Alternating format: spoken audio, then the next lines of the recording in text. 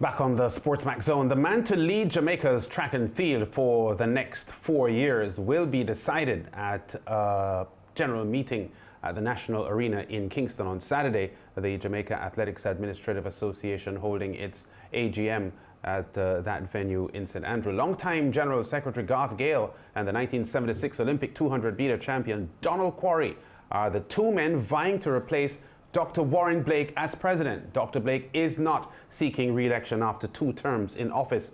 Only 2 other posts will be contested on Saturday. Anthony Davis and Marie Tavares vying to replace Gale as General Secretary, and Leroy Cook, the sitting Director of Records, facing off with Wayne Long. Ian Forbes, Lincoln Eatman, Michael Frater and Vilma Charlton will be returned as vice presidents, while Brand Smith is unchallenged for the assistant secretary post. We are now joined by Leighton Levy, who is a senior writer at SportsMax.tv, to preview this highly anticipated face-off. Leighton, welcome to the SportsMax Zone again. And I know we had some preliminary discussions on this. This has been an anticipated poll coming up here because Donald Quarry has had a lot to say in recent weeks about his almost disadvantageous position based on what he has said. But do you think he has a shot here? Not unless the voters list has changed in the last week or so. I think when you look at the fact, look, I'm not even suggesting any at all that Garth Gale won't do a good job as president of the JAAAs. Both gentlemen are campaigning on similar platforms. They want to position the JAAAs financially. They want to help athletes. They want to make it more appealing to the corporate world that they can generate the kind of funding needed to do the program, to get the programs on the way that they think is necessary to get Jamaica's track and field moving forward. However, when you consider the concerns that Quarry has raised, and of course Anthony Davis as well, the fact that they have got the voters list, but they're unable to have access to contact information for the voters, they were pretty much effectively not able to campaign properly among the delegates. The other thing is that only 15% of the athletes who represent Jamaica, whether in the past or currently, are on that voters list. So, you know, when you consider that the JAAAs are not necessarily, you know, on the highest rung of the athletes in Jamaica, all things point to Garth Gale becoming the next president of the JAAAs. Not saying that Quarry doesn't have a chance. I just don't believe that he has enough votes on that voters list to secure him the post. Yeah. Can you comment though, Leighton, on how the procedure will happen on Saturday, because there are 300 plus delegates, we're told, with regard to social distancing and protocols regarding COVID-19. How do they plan to have that done? That's the question that everybody's asking, because as you know, there has not been much information coming out as to how the process will happen. What we do know is that they have pretty much cast aside any assertions that people would be able to vote remotely.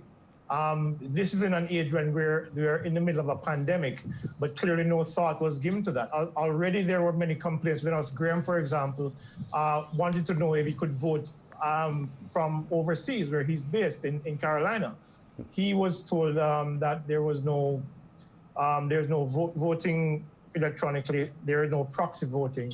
So I'm not quite sure what plans the JAAA's executive have to allow people to vote safely within whatever sphere they're going to be able to vote from on Saturday.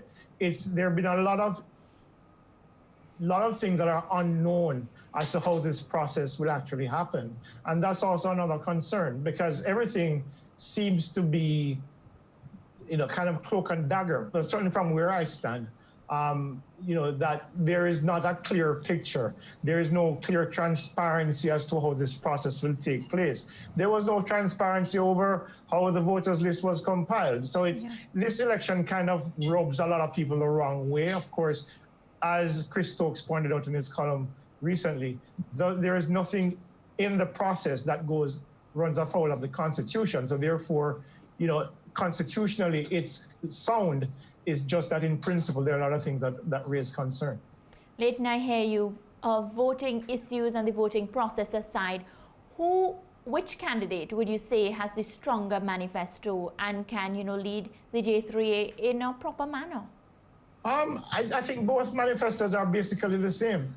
I think both are campaigning to, look, the J3A has had a cash problem for years, primarily because of deals that they've signed in the past that they have not benefited from the way in which they expected. So therefore, both want to position the J3As in a way in which it will be able to then capitalize on, in a situation where they can generate revenues for the J3As to undertake programs like youth development and coaching development, and of course, executive development in terms of the training necessary to ensure that whoever is in power will be able to execute the plans to make the J3As a successful organization. So, it's who is capable of doing the job. Garth Gale has been General Secretary for forever, it seems, or like maybe more than 16 years. Yeah. Donald Quarry, I don't know what his capabilities are because I've never seen him in a position that would demonstrate that he is capable of running the J3As. So on that front, it looks like an even race. It's just that because Garth Gale is incumbent and because he's been there for a long time, and because in this country, you believe that long service is also, a positive mark on your resume. I'm not saying that he's not capable, don't get me wrong. Yeah. I'm saying that these are the things, it seems, that matter more than the actual acumen to get the job done. I'm not doubting Garth Gale's ability to do anything in terms of transforming the J3As because he has the clout, he has the backing. Whether or not he has the corporate support, I don't know. I do know that Quarry is respected internationally, but those people are not the ones voting on Saturday. So if there's anybody who has a distinct advantage, it would be Garth Gale. Yeah, okay. We've got to leave it here, Leighton. Thanks for talking to us. We'll be monitoring this closely. And of course, Monday we'll have the review of what happened at the National Arena, Quarry or Gale. Looking forward to it.